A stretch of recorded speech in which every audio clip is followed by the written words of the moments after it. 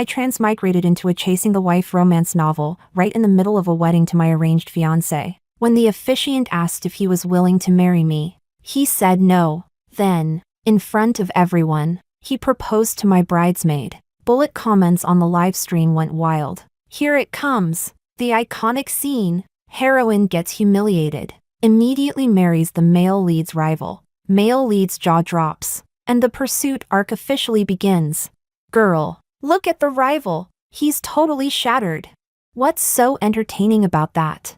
It's not like I'm incapable of turning the tide myself. Chapter 01. Mr. Kevin, do you take Ms. Bianca to be your lawfully wedded wife? In good times and bad, for richer or poorer, in sickness and in health, in joy and in sorrow, to love her unconditionally, to remain loyal to her until the end of your life? I don't.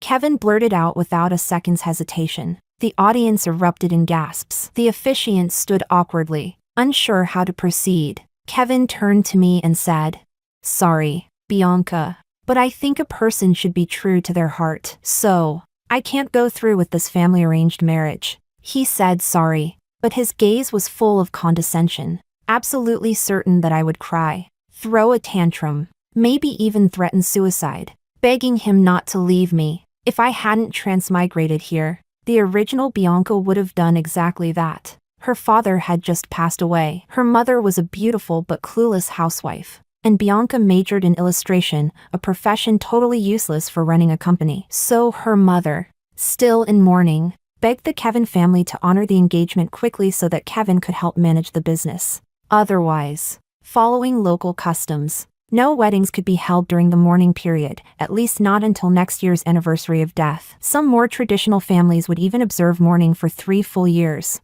When Kevin rejected the marriage, the original Bianca cried on the spot, which gave Kevin immense satisfaction. After the ceremony, Kevin shamelessly proposed that if Bianca agreed to be his mistress, he'd still be willing to manage the company. Unfortunately for him, I had arrived, and I wouldn't let him see a single tear. I smiled faintly and said just one word, "Okay." My unusually calm reaction stunned Kevin. He assumed I was putting on a brave face, and gave me a look that said, "You'll be crying later." Then he turned to one of the bridesmaids, my best friend, Elena. He raised the wedding ring that was meant for me, got down on one knee, and said, "Elena, marry me. Let's get our marriage license right now." The room once again descended into chaos, except for Kevin's family. They already knew he was going to back out of the wedding, because I was the one who arranged it. In the original plot, Kevin's family only found out about his intention to cancel the wedding at the ceremony itself. They rushed on stage to hit him, cursing that he'd lost his mind and demanding he go through with the marriage. But Kevin told them that the country's richest man had secretly contacted Elena and done a paternity test. If nothing went wrong, Elena was likely the biological daughter mistakenly switched at birth, the true heiress. Upon hearing that, Kevin's mother immediately turned around and scolded the original Bianca, telling her to stop playing the victim since Kevin didn't love her. However, just a few days later, the test results came back. Elena was not the heiress. A month later, the real daughter was found at an orphanage. At the same time, Kevin discovered that the person who had saved his life back then wasn't Elena, it was Bianca. And so began his wife-chasing hell arc.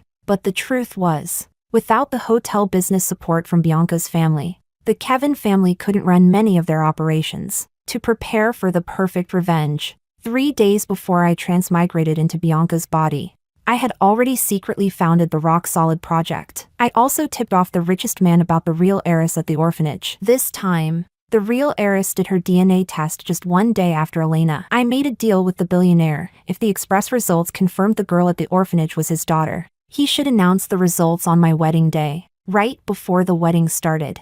I anonymously told Kevin's mother everything, the secret meeting with Elena, the hidden paternity test, and Kevin's plan to publicly ditch me and propose to Elena. The goal was simple, make sure Kevin's family didn't interfere with my big slap-in-the-face moment. Sure enough, even with all the chaos Kevin caused, they stayed quiet. Now, on stage, Elena, who had just been publicly proposed to, looked at me in a panicked and innocent way. "Bianca, I didn't know. This wasn't my idea." Kevin stood up, glaring at me. "Bianca, Look how scared you made Elena. I wanted to propose to her. It was my own decision. If you're mad, take it out on me. Don't take it out on someone innocent." I hadn't said a word, nor did I show the slightest surprise. Which eye of his saw me blaming anyone? I was so amused. I actually laughed. The live stream chat exploded. "It's coming! Iconic scene alert. The heroine gets humiliated. Immediately marries her arch-rival. The scumbag panics. And the wife-chasing arc officially begins. Girl, look at your rival. He's about to fall apart." In the original storyline, Bianca really did look back and met the searing, love-stricken eyes of her sworn enemy, Leo. And right there, she agreed to marry him. Kevin lost his mind. After Elena was proven not to be the heiress, he went full throttle into the wife-chasing mode. Leo went nuclear, bankrupted Kevin's entire family, and even sent Elena to a mental hospital. Leo truly loved the heroine, but he was twisted about it. Even though he was madly in love, he never said a single soft word. He thought Bianca still loved Kevin, so while he avenged her, he also dragged her into a sadomasochistic love-hate mess. He was cold to her every day, except in bed. Not until Bianca was stabbed by Elena and nearly died did he finally confess his love like a madman. But I wasn't the original Bianca. I couldn't handle this kind of twisted love. Besides, I didn't need Leo's help to turn the tides. I could win this on my own. So, I didn't even look back at Leo. I just smiled and asked Kevin, "Are you sure proposing to Elena was your own idea?"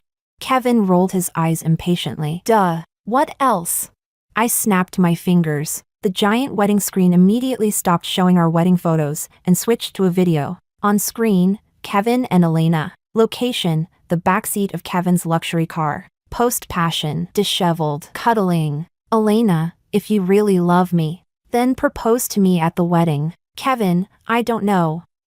It's a business marriage with Bianca. If I back out, my family will kill me. Our business depends on her family." "Elena, truth is, the richest man already secretly had me do a DNA test." "Kevin, what? That billionaire?" "Elena, yes. They think I might be their real daughter, but the results aren't out yet. They made me sign an NDA. I'm not allowed to tell anyone." "But you're not anyone, right?" "Kevin, but it's just a guess." "What if you're not?" "Elena, I compared myself to pictures of his wife before she died. I look 70% like her. I even inherited her dimples." "So, you're really not going to propose to me at the wedding?" "Kevin, of course I'll propose. Compared to the richest man's daughter, Bianca's a nobody." Honestly, I've had it with Bianca and her crybaby act. Every time there's a problem, all she does is cry. I can't stand it anymore. Kevin paused, then asked curiously, "Babe, why do you even hate Bianca so much? Weren't you two besties?" "Elena, besties. My ass. I only sucked up to her so she'd help pay my tuition and buy me a house. Otherwise, I wouldn't waste a single word on that idiot." As the video played, Kevin screamed, "Turn it off! Turn it off! Who the hell's in charge of the AV here? Shut it down and fire yourself while you're at it." Elena was crying behind her hands. "Bianca, what did I ever do to you? Why would you use an AI deepfake to ruin me?" Then, the screen switched to a 4-camera view. Camera 1, dozens of hotel staff calmly serving desserts and gifts to guests amid the commotion. Camera 2, security staff efficiently blocking rogue paparazzi from rushing the stage. Camera 3, the PR team monitoring online sentiment in real time, issuing commands from backstage. Camera 4, a bridal support team surrounding me, one fixing my hair, one helping me out of the wedding dress, another shielding me from chaos. Chapter 02. After the short video ended, I stood with a composed expression. My stylist had quickly twisted my hair into a sleek professional updo, and I revealed the sleeveless, round-neck dress I'd worn under my wedding gown all along. The dress was white, figure-hugging, and knee-length, classic office wear. On the big screen behind me, the logo of my family's hotel group appeared, along with the campaign slogan, "Rock Solid Project, Witness the Moment." I calmly took the microphone. My voice rang out, clear and powerful. "Good afternoon, esteemed guests and everyone watching the livestream. I am Bianca, CEO of the hotel group. I'm sure you've all just witnessed a rather dramatic scene. First, On behalf of the hotel, let me thank Mr. Kevin and Ms. Elena, our beloved scum-coquette duo, for their impassioned performance. My eyes casually swept toward Kevin's mother, whose face had turned the color of raw liver. I pretended to hear something and raised my hand as if cupping my ear. Oh, what's that, madam? You're asking what scum-coquette duo means?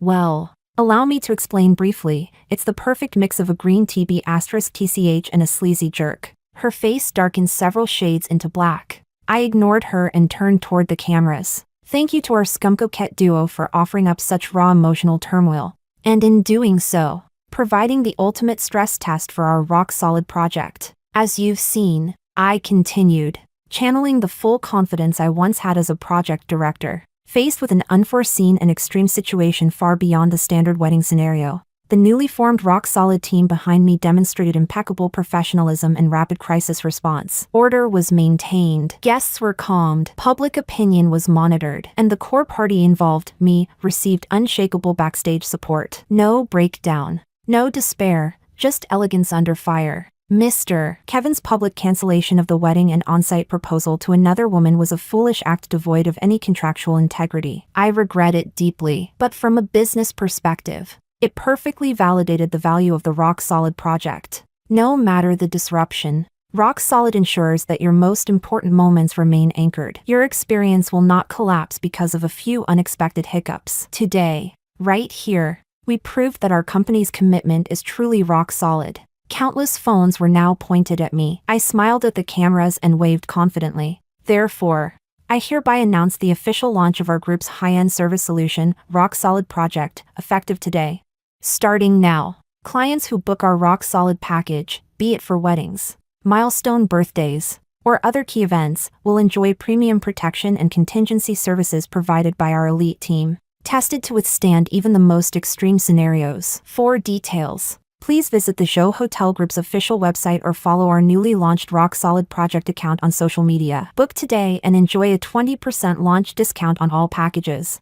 At the same time, I also announce, effective immediately, our entire hotel group will no longer accept any business from the Kevin family's Le Cher Events company. All clients seeking partnerships with our hotel chain must now work exclusively through Rock Solid Project. Le Cher Events, owned by Kevin's family, was one of the top event planning companies in the country. The very first thing I did after transmigrating was secretly establish Rock Solid Project. It was my area of expertise, and now, my most powerful weapon against them. More than half of Kevin's family company revenue came from Le Cher Events, and within that, the bulk of their profits relied on the discounted rates we gave them at my family's hotels. Additionally, I hereby officially announce that due to misconduct and failure to meet our company's standards, our employee Elena is dismissed from her position as CEO assistant. Effective immediately, her labor contract is hereby terminated. That's all I have to say. Thank you all for listening. All the red envelopes will be refunded. Please eat and drink well, and leave with no regrets.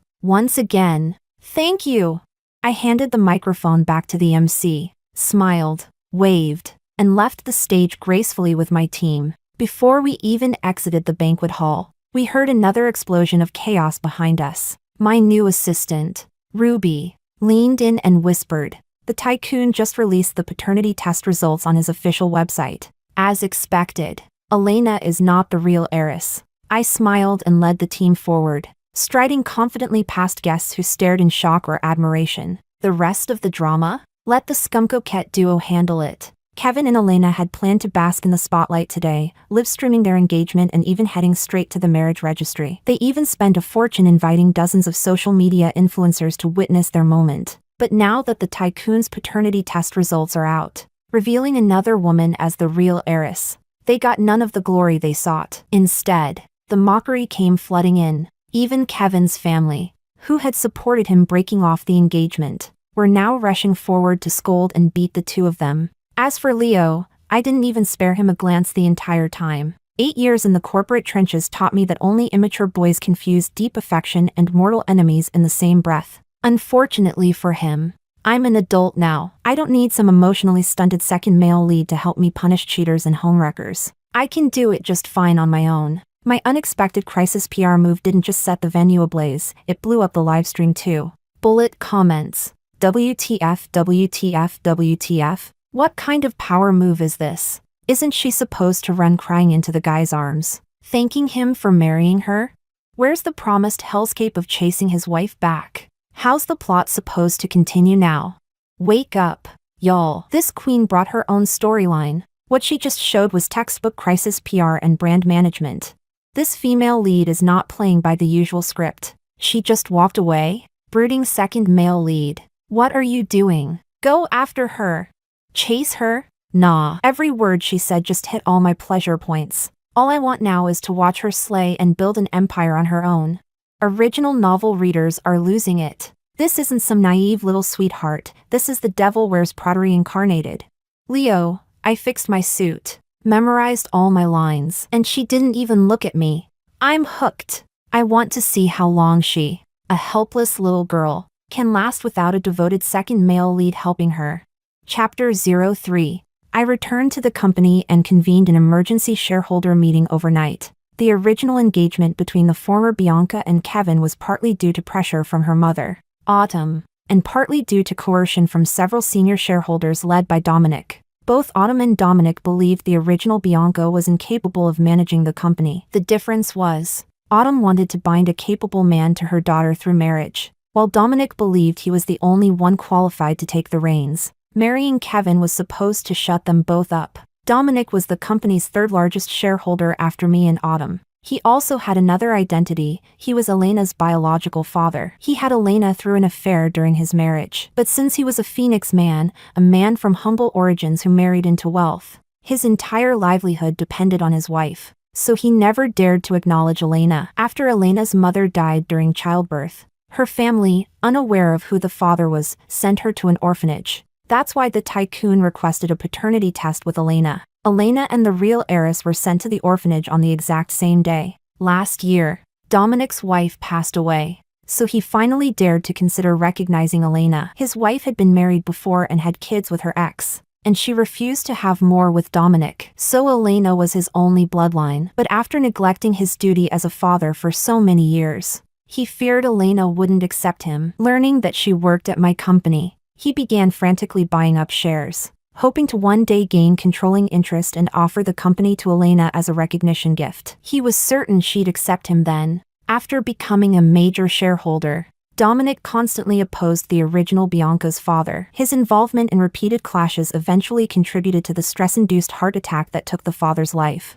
I didn't care what Dominic's reasons were for becoming a shareholder. I only knew that this man had to go. In the original plot, Leo avenges Bianca later on by uncovering that Dominic's massive share purchases were funded through money laundering. He ends up sending him to prison. So, as soon as I transmigrated into this story, I ordered people to start collecting evidence of Dominic's money laundering and reported it to the police yesterday. Before the wedding, the police called to tell me they had verified the evidence as authentic. They had already applied for an arrest warrant, but they couldn't locate Dominic and asked for my help luring him out. Originally, both the police and I thought Dominic would show up at the wedding, but he didn't. That's why I called an emergency shareholder meeting overnight. According to company policy, if a shareholder neither shows up nor delegates their voting rights, they are considered to have abstained. After the chaos I stirred up at the wedding, Dominic had to come to the shareholder meeting. He'd be worried I'd push through motions that could harm him,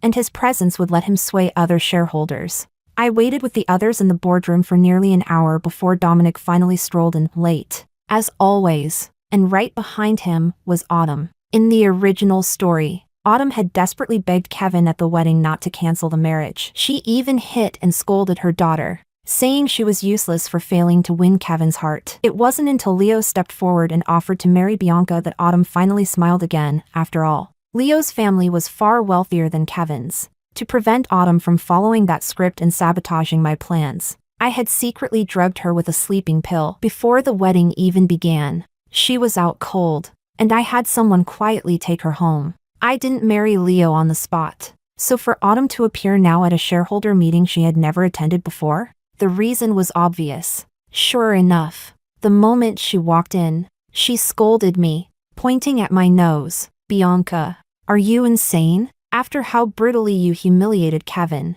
how are you supposed to reconcile with him now? Without his help, You, a girl who studied illustration, how are you going to manage a company?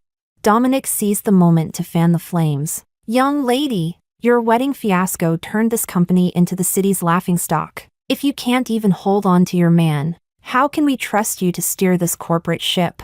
Based on an unverified video, you fired a highly capable employee like Elena on the spot. This was rash, childish, and shows a complete lack of judgment. You're simply unfit for leadership.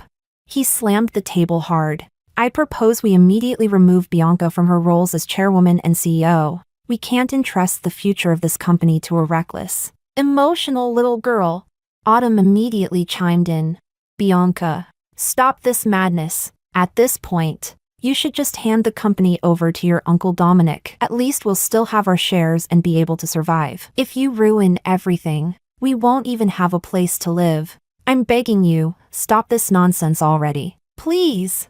I drew in a sharp breath. So many precautions taken. And yet, I overlooked one thing. I never expected Autumn would defect to Dominic's side. And together, their combined shares outweigh my voting power. I decided to cut the Gordian knot. No more back and forth with Dominic. Dominic. Running a company relies on data, not personal attacks. I signaled my assistant to play the PowerPoint. A laughingstock? Just hours after the wedding, the rock-solid campaign was fully booked for 6 months, and the stock price hit its limit up at closing. Does that sound like a joke to you? Do you even have basic judgment anymore? If that's what you call impulsive and childish, then tell me, what word should we use to describe the Cloud Leisure Hotel project, solely managed by Elena, which has shown negative growth for 3 consecutive quarters?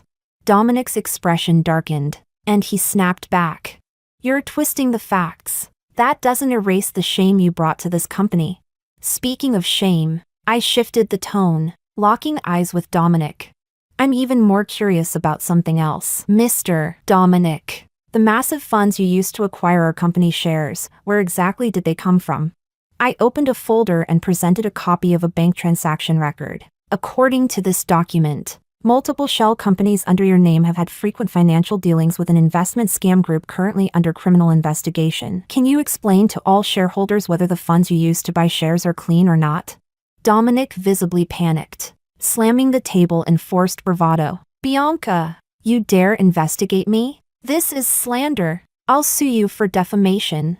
Whether it's slander, I calmly cut in. I believe someone qualified will make that judgment. When Dominic entered the conference room, I'd already tipped off the police. As I glanced down at my phone, checking for their reply, the meeting room door suddenly opened. Several uniformed officers walked in. The lead officer displayed his badge and announced in a steady, commanding voice, Mr. Dominic, we have solid evidence linking you to money laundering activities associated with an organized crime group, with proceeds used to acquire corporate shares. You are required to come with us for further investigation. The meeting room fell utterly silent. Everyone stared, stunned, everyone except me. Dominic's face turned ashen. He stumbled backward, trembling. No, this can't be true. We'll find out soon enough during the investigation, the officer replied. He handcuffed Dominic and took him away. I picked up the final document and spoke clearly, my voice echoing through the room. This emergency shareholder meeting was convened to inform you all that, due to the questionable origin of Mr. Dominic's funds and his suspected criminal conduct, I have formally submitted a request to both the Securities Commission and the court for revalidation of his shareholder status. During the investigation period, his voting rights will be temporarily frozen by proposal of the board. I swept my gaze around the room, finally landing on a petrified Autumn. Now, madam, do you still think anyone but me is qualified to sit in this position? Chapter 04. After firmly securing my position, I wasted no time in launching the International Resort Hotel Partnership Project. The richest man quickly agreed to invest, and I finally let out a sigh of relief. But Autumn was still uneasy. That day was her birthday, so I put work aside and returned to attend her birthday banquet. And then, I saw Leo. He was still the same, stiff and aloof, sitting alone in a corner with a cold expression, completely out of sync with the lively crowd around him. The barrage of live comments, silent for a while, exploded again. Barrage comments. Girl, talk to Leo. He's the real match. Love with a man backing you is just too comfy. Woo woo. Look at the way Leo looks at her, his gaze is melting. That's true love. A woman without love is incomplete. What's the point of building an empire if there's no one to warm your bed at night? You'll regret losing Leo. No one else will ever love you like he does. Life without marriage is incomplete. Are you really going to let your life end in regret? He's waited for you all these years. Can't you give him a title? You're too cruel. It hurts to see Leo sitting there all alone. Go sit with him. Girl. No matter how wild the comments got, I had no intention of walking over. I'm not against love, but if the guy insists on being abstract, never speaking his feelings, never showing them through action, always acting cool and moody, then sorry. I'm too shallow for that kind of deep love. Rather than wait for a silent man to hold an umbrella for me, I'd rather be my own roof. I turned to greet someone else, but Autumn stepped in, pushing me straight in front of Leo. Bianca, you and Leo are old friends, right? Help me entertain him, okay? She even winked at me. It was obvious what she meant. Go tame this man, in bed. Not wanting to cause a scene, I reluctantly sat across from Leo. Long time no see. Thanks for coming to my mom's birthday. Leo gave a crooked smirk, the same nonchalant air as ever. Just passing by. Thought I'd stop in. So cold, so distant. I couldn't sense even a shred of warmth. But of course, the comment section went wild. He answered. He really cares. Passing by? You detoured dozens of miles, didn't you? His fingers twitched when he said that. Micro-expression experts confirm, he's lying. Help. This clumsy, awkward, emotionally stunted male lead is hitting all my sweet spots. He wants to say so much, but he can't even get one sentence out. I get it. I do. At Bianca, don't be annoyed. That's just how these old-school romantic guys are. Make the first move. He's so ruthless in the business world. But now he's just a stammering mess. It's the ultimate contrast crush. I rubbed my forehead. Speechless. I'm no immortal fairy. I really don't deserve this kind of noble love that only exists on a spiritual plane. The silence between us became suffocating. Just as I was scrambling for an excuse to leave, Leo suddenly spoke up.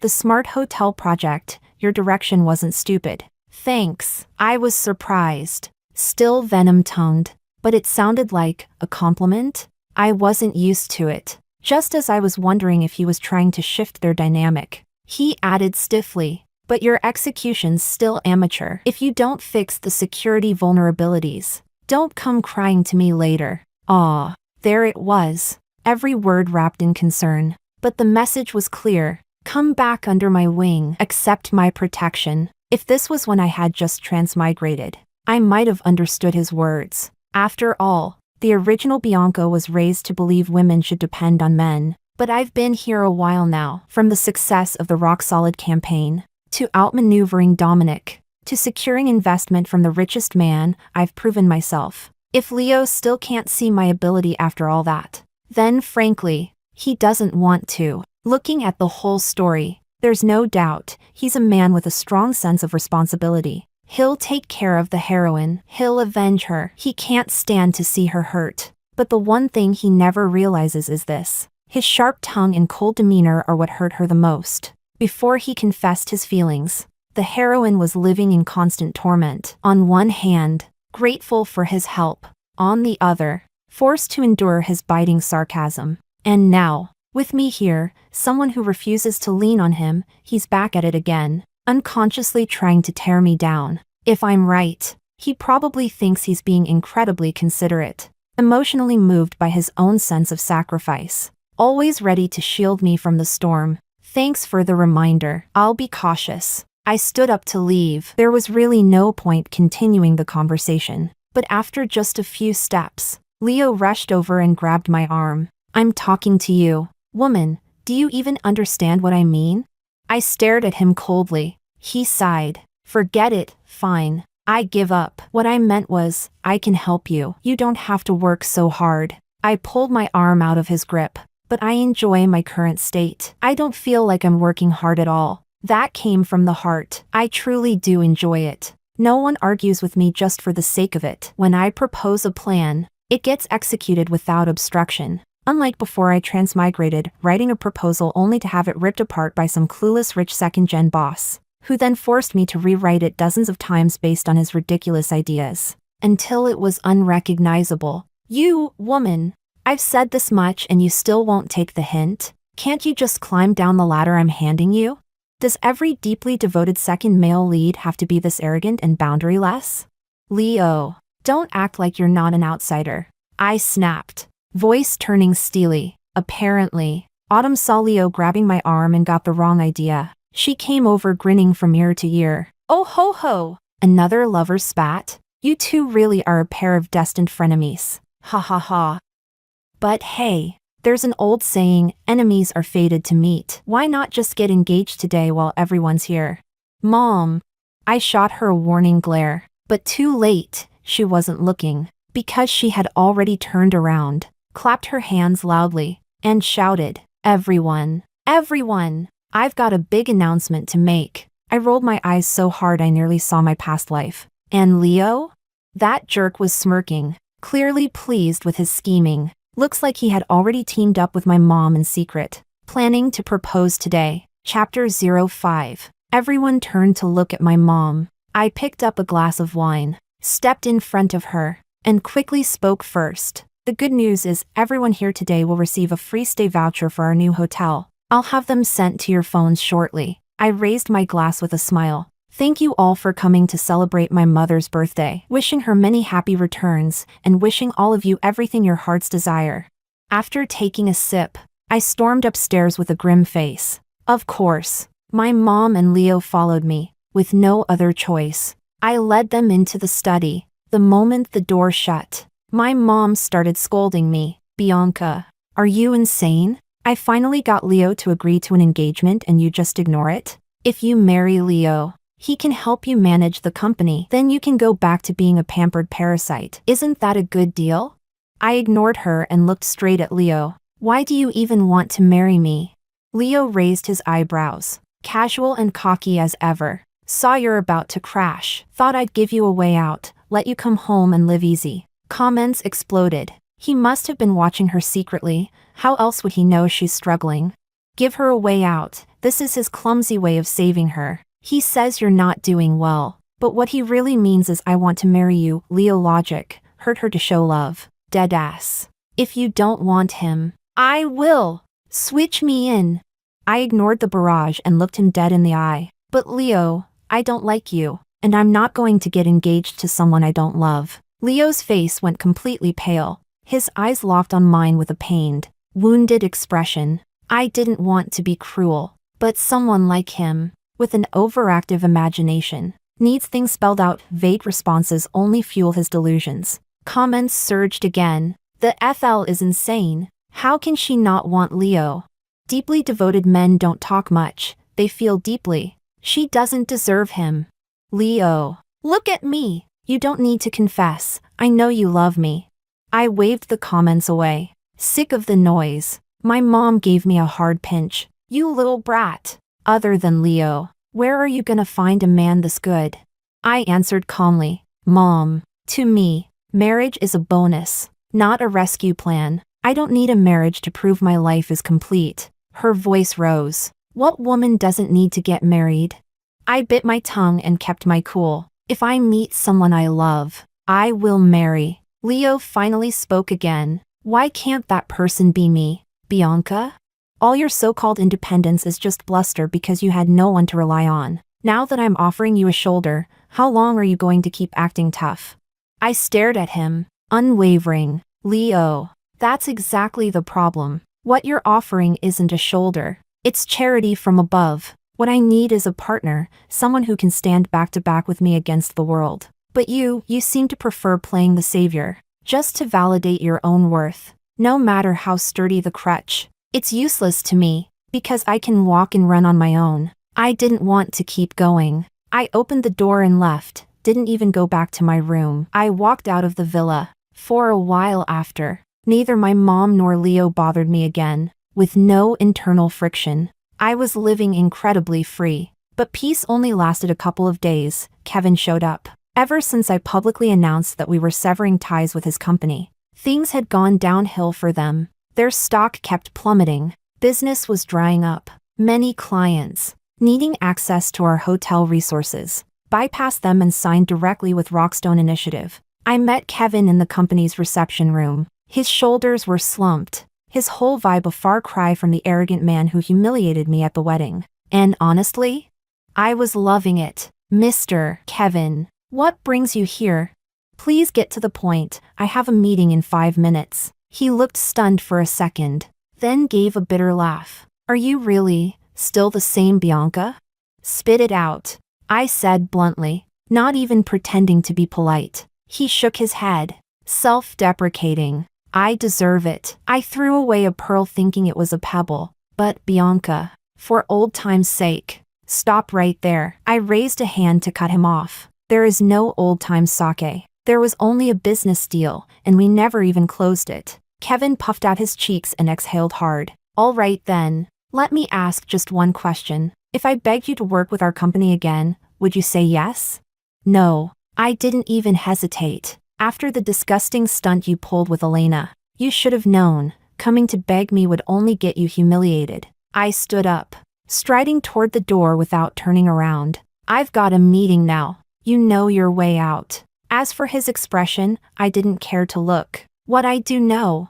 That night, his company announced that Kevin was removed from his CEO post. His illegitimate half-brother took over. Chapter 06. In my leisurely peace, the day finally arrived, the one where, in the original plot, the original Bianca was stabbed by Elena. According to the original storyline, by now Kevin's family business had already been ruined by Leo, and Elena had been committed to a psychiatric hospital. But Elena managed to escape, followed Bianca and Leo to the cinema, and when Bianca went to the bathroom alone, Elena stabbed her with a knife. Since I hadn't married Leo after transmigrating, naturally, there was no scenario where we would go to the movies together. Still, I had a gut feeling that Elena would come for me on this day regardless. After all, she was merely unemployed now, not institutionalized, and completely free to act. I told my team about my concerns. After careful discussion, everyone agreed the best strategy was to bait Elena into committing a crime using a body double.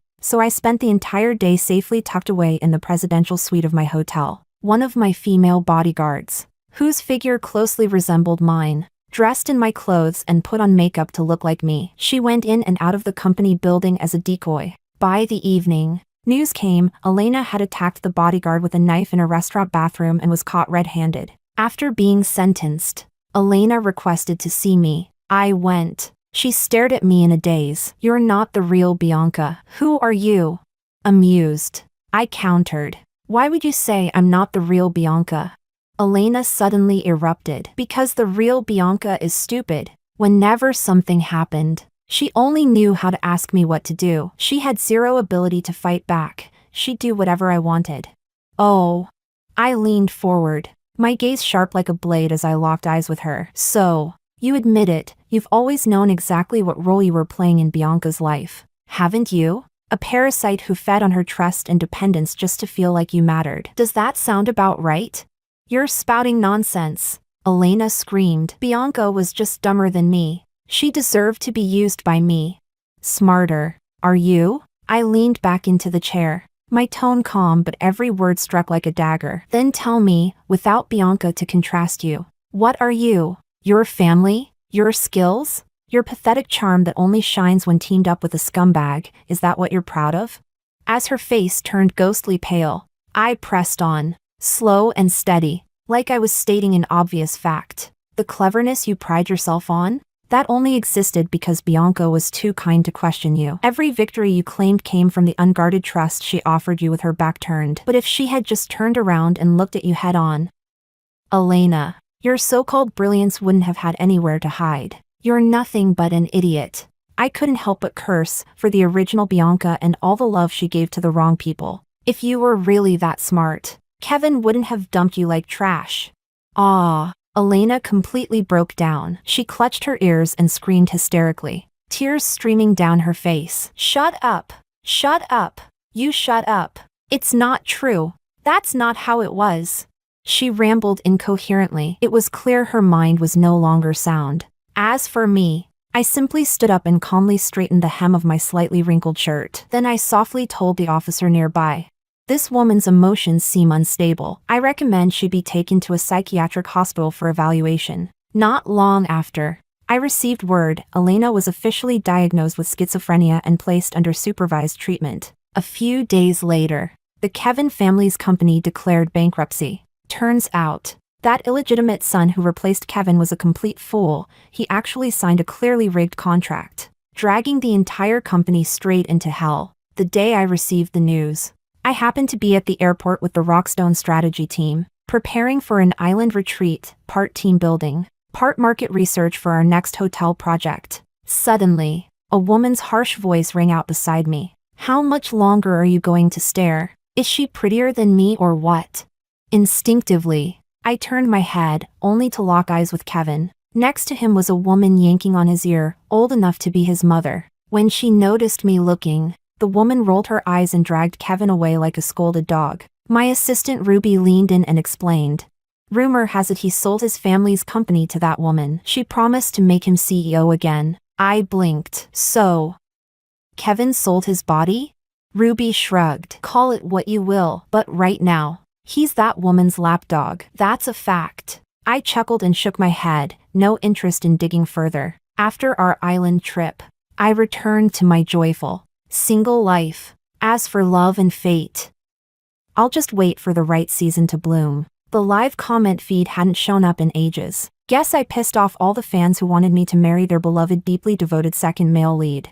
Well, let them faint from rage.